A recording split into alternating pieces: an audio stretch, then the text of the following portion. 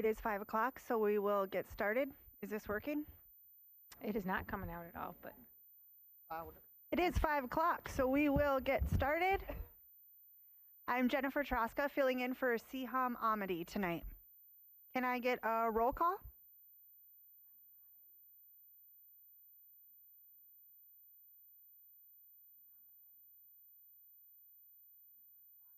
Here. Here. here. Thank you. And I will now read the land acknowledgement. We, the Moorhead Human Rights Commission, collectively and with gratitude acknowledge the sacred land the city of Moorhead is built upon. We acknowledge the people who have resided here for generations and recognize that the spirit of the Dakota, Ojibwe, Métis, and all indigenous communities permeates this land.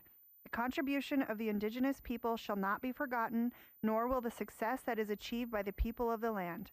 We will continue to educate, advocate, honor, and unite for indigenous people of this land. Are there any agenda amendments to our last meeting? Okay. And we won't be able to approve the minutes since we don't have enough people present today, so we'll table that for our next meeting. And moving on to our guest speaker, we have M. Christie. No? Just kidding. Just kidding. We can do it now. Yeah. Nope. Go We ahead. can do it now. Apologies. And I'll just read the blurb here. We have M. Christie. Citizens. Yep, under Citizens to be Heard. Apologies on that.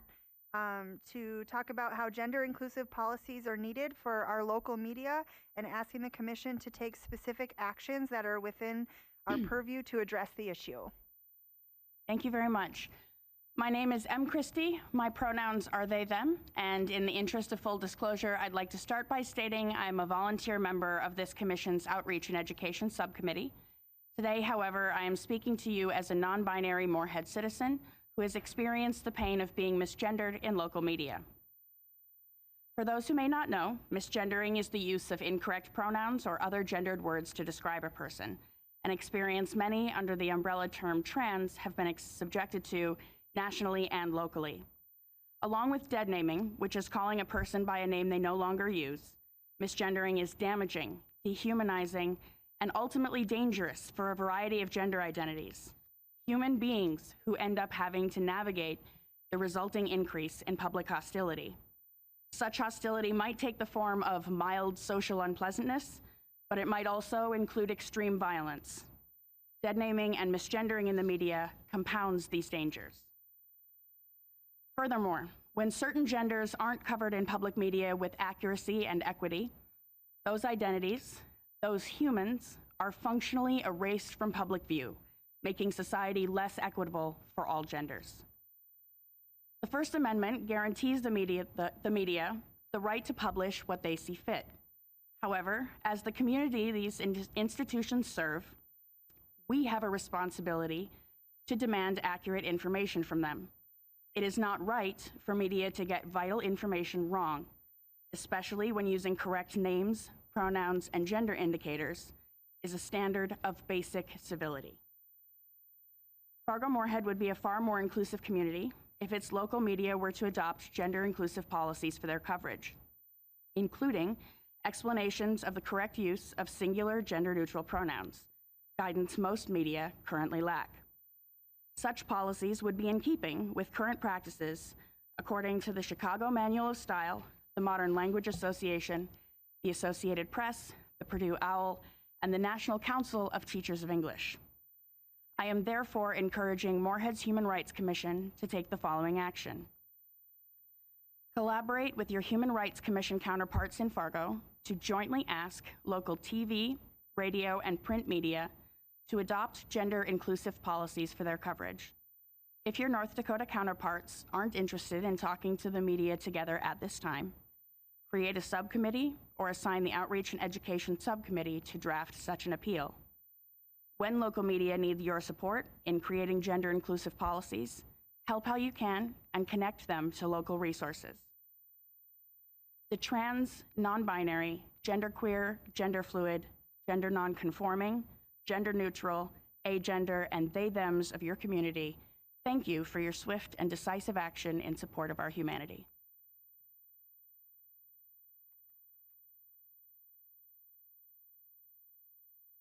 It was very, very well said. Thank you. Any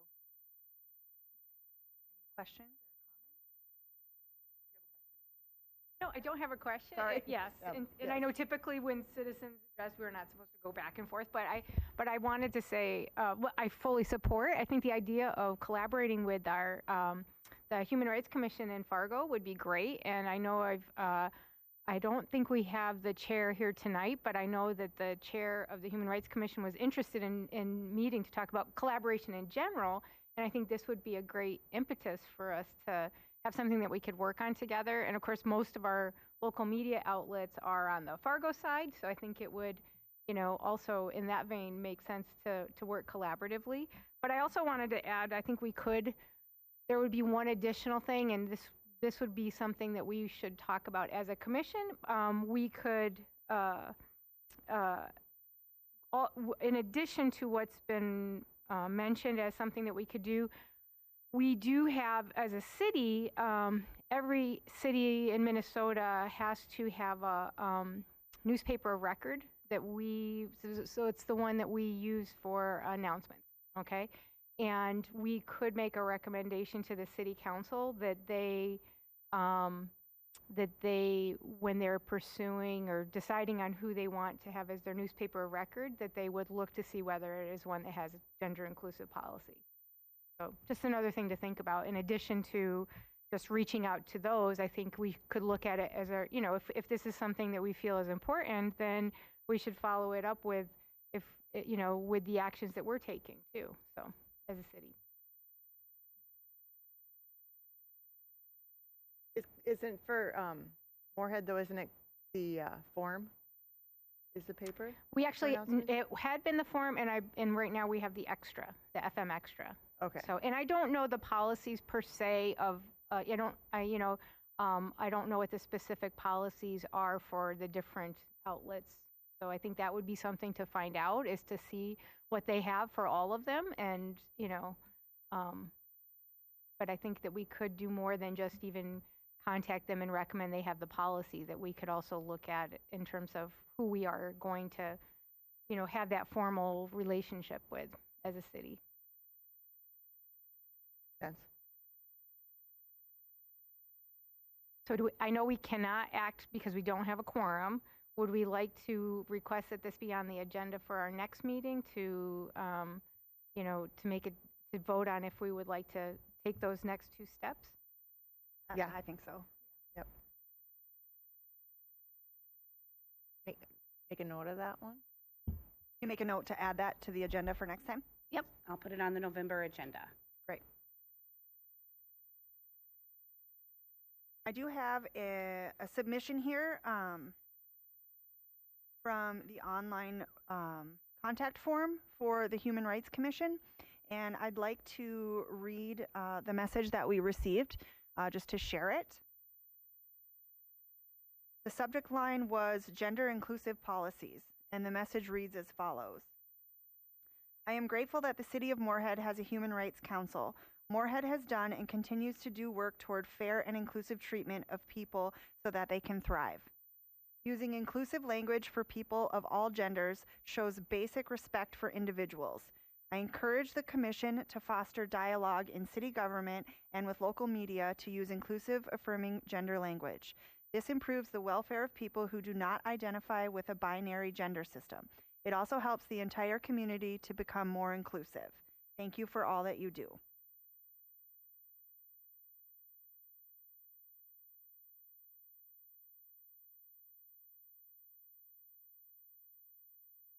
Do we have any community partners?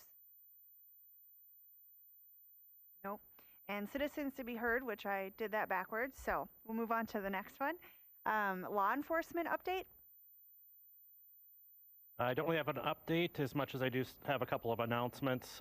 Currently, from October 1st through November 4th is our Golden Sock Drive, which is a collection of unused socks dropped off at our law enforcement center or any law enforcement agency in Cass or Clay County. It's kind of a competition between departments. And then all of those socks are collected and given to those in need. So if anybody's interested in donating unused socks, we will gladly try to win this year by collecting the most. And second announcement is Saturday, October 28th is our drug take-back event for those who want to get rid of their expired, unnecessary, or extra prescription or non-prescription drugs.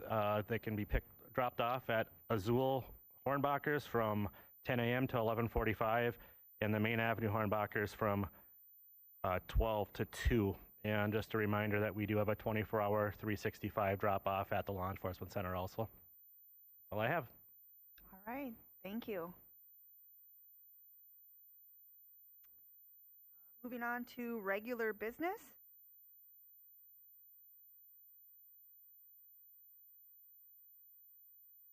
And subcommittee reports. Yep, thanks. And actually, our co-chair, Mikkel, you can chime in too at any point. We had our meeting on Sunday for the Education and Outreach Subcommittee. I'll just report on a couple of things. First, we had finalized the letter. So I made the letter that we sent out to to community stakeholders. I made the revisions to that after our last commission meeting, and was able to find contact information for a few more of the stakeholders on our list. And then Tanya was able to get that out to them. And so I think we'll, hopefully then the word will start to get out, and we could have some stakeholders start to come to some of our future meetings. So we'll keep moving ahead with that. And then we spent a lot of time talking about some of the questions that we want to give to our Moorhead Police Liaison. And so I wanted to give it in our report, talk about it in the report, and then I can share the questions with him afterwards. And we had a good discussion even about the format of it. And Derek, we'll kind of leave it up to you, but one of the things is we wanted to make sure there was a lot of different things, but what we thought about is this doesn't have to be something like a bulleted response. And really it was more of, we will send this to you, and then you could shape it however you see works best in terms of if you want to do like a presentation that covers some of that information. But we certainly weren't looking for like a bullet to bullet point response to things. And then even just we're thinking about, one is, do we want to have that on the next meeting? Would that be enough time? Would you want to talk to CHUM to see if that's for the next meeting or the one after that? I think once you see the list, you can see what works best. And then most of it was about things that we've been hearing, questions related to SROs, but we also had some other things. And then we also thought maybe this could be the start of something like if you wanted to do a quarterly, here's questions we're hearing, and give kind of a presentation, because we also delved into things related to some of the support for folks in the community that are in mental health crisis and some of the new resources that we're having. And so you may look at it and think like this is more than a 15-minute presentation, and so either we can cover it all then, or maybe we can do another presentation, but we might look at doing it more frequently. So that was it for the question part, and as I said, I'll send you it after the meeting. I figured I'd report on it first. And then next month, we'll work on our calendar for next year. So the Education Outreach Committee will work on coming up with suggestions for topics, monthly topics and speakers. And we're also going to work on some youth outreach, maybe going and doing some presentations into the schools about HRC, and some different conversations along those lines. Okay, did I miss anything? Nope, I think you covered it. Okay, and we've got our two community members, so Em and Marissa are here, so if I missed anything, I don't know if they have anything to share. Great, okay. And I just want to acknowledge that I see now the chair for the Fargo Human Rights Commission is here, so we can chat afterwards too. Mm-hmm. For the awards subcommittee, just an ask. We have the newly revised Human Rights Awards nomination form you should have in your packet. And we are aiming to have recommendations submitted by November 13th. So with the award recipients receiving the award on December 11th.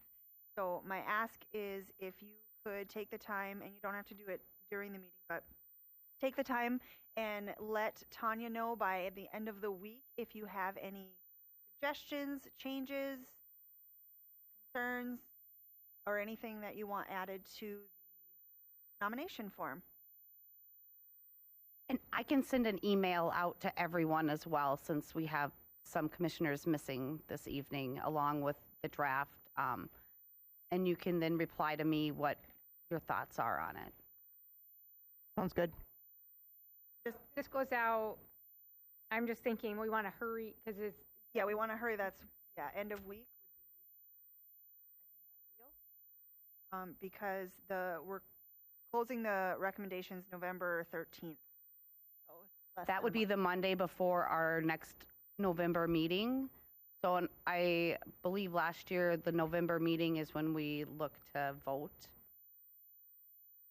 yeah, I think, would you think it'll go live this Friday? Could we shoot for this Friday to have it go live? It could, if that's what you guys would want. Were there any changes to the, I I mean, think it was just the dates, The wasn't it? dates, yep, the dates Yeah. and the. but I don't know, I mean, if nothing was changed other than the dates, I don't know why we would.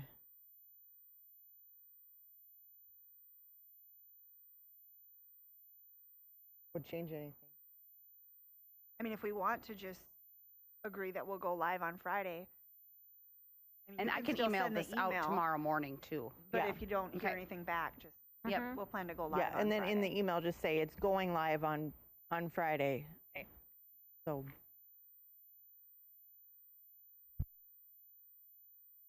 And then I think it's up to us to make sure we really work at getting the word out. Yeah, sharing it. Yeah. Hey, Tanya, do you think since we now have this database of stakeholders, Hmm? could we share this with Yep. all of the stakeholders? I think that would be a great, a starting place is to get the information with them. Yep.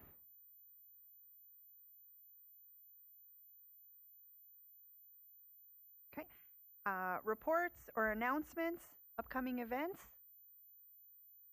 Deb? I have a couple. One is a question. So, and a reminder. So, Pangea is coming up on November 18th. We are supposed to be sponsoring the hospitality room. So, we agreed to sponsor the hospitality room. So, Tanya, could you make up a sign up genius and then have that go out soon to all of the commissioners, but also to the City Council? Okay, and I'll make sure that I mention it on the next council meeting. So see if we could get some council members to help us out with that. But yeah, we'll have to make sure that we can get, what do you think for the shifts? I'd say would 2 we- hours. 2 Isn't that hour what we did last shifts? time? Okay. is that what we that's I did? thought. Is that what Yeah, we did last time? I think so. That was I like think we a did perfect, 2 hour shifts, two Yeah, people. that was Yeah. a perfect amount. Mm-hmm. And then they asked us if we wanted a booth. And I just thought, I don't think we can do both. So, yeah, so I'm assuming we're not going to have a booth, but we could if we wanted to have a booth at Pangea. But I'm thinking hosting the hospitality suite is about the bandwidth that we would have. So, I think with the number of members we have. uh-huh. And we could open it up to our community representatives too, if they want to come along and help volunteer at that too. Okay. Mm-hmm. So, yep, so that's November 18th. Then I wanted to mention a couple of other things. So the MSUM Office of Diversity and Inclusion is hosting their 2023 Native American Heritage Month. So if you want to go on their webpage, they've got just a long series of events that'll be November 1st through the 19th. And then another thing that's coming up, there's a PBS series called Native Americans, and the episode 3 is called Women Rule. And they have some Indigenous women leaders from our area, and so they're doing a screening at the Indigenous Association on October 22nd at 3 p.m. And former Minnesota House Representative Ruth Buffalo will be there. She's also in the episode. And then the director of the episode, Paige Blethman, will also be there. So just a fun event for a national coverage for some great women leaders in our community. And then the North Dakota Human Rights Commission is having their Human Rights Summit on November 4th, and it's also at the Indigenous Association. That's 9 to 6. The title is Building Together, a Celebration of Human Rights and Community. And then the last thing, I just wanted to thank those that were involved with Indigenous Peoples Day. It was a great series of events. We had the morning breakfast at the Indigenous Association. We hosted a lunch and learn activity here in the afternoon. And thanks particularly to Tanya for her help with getting all that set up. And then there was the powwow in the evening at the Moorhead High School. Lots of folks that, again, worked at putting together these different events. And I know there was also a few other things too, but just a great series of events and community coming together. Thank you.